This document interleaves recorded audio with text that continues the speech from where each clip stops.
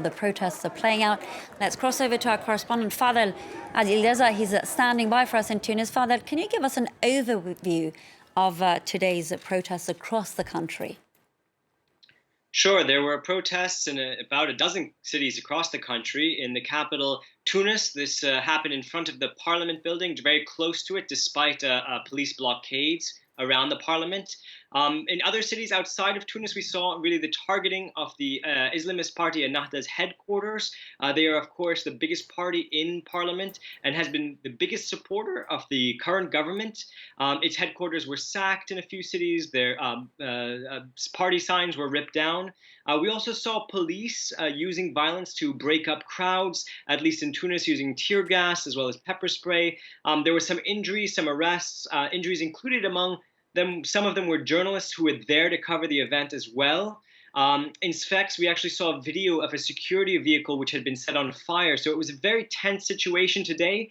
All of this happened despite the heat. It was over 40 degrees in many parts of the country. In several of the cities, it hit over 40 degrees Celsius. And despite the lockdown and travel restrictions that have ostensibly been in place for several weeks to try and curb the spread of COVID-19. Father, looking ahead, how do you think this protest movement will impact the country? You just mentioned the economy is in tatters. Of course, COVID-19 is once again on the rise. Yeah, I mean, these were not just about COVID-19. There's quite a lot of economic issues, a lot of economic people who are upset about the way that the economy is going. We've seen prices increase in the last couple months.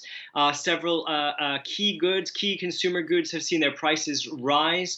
There's been several other issues with the current governing coalition that we've seen very unpopular.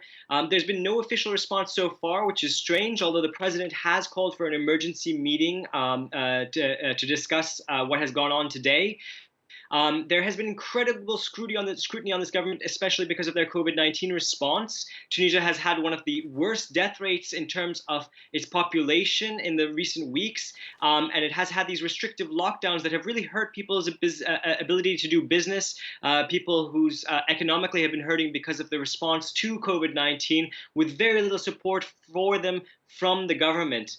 The Ennahda party has put out a communique. They've said they've actually condemned the protests as criminal, and they've praised the security response to the protests. But it's clear that the anger is really not just at Ennahda. There's a level of anger at every level of government, from parliament to the prime minister to the president. In fact, the protests in downtown Tunis today was called by a group that had been calling for a new revolution. They called for it a few weeks ago on social media, calling for a new revolution. And we definitely saw very varied groups, people from different political parties, different political persuasions showing up today to protest. We'll see as well. We just saw the health minister who was fired earlier this week, so we may see more shakeups in the future.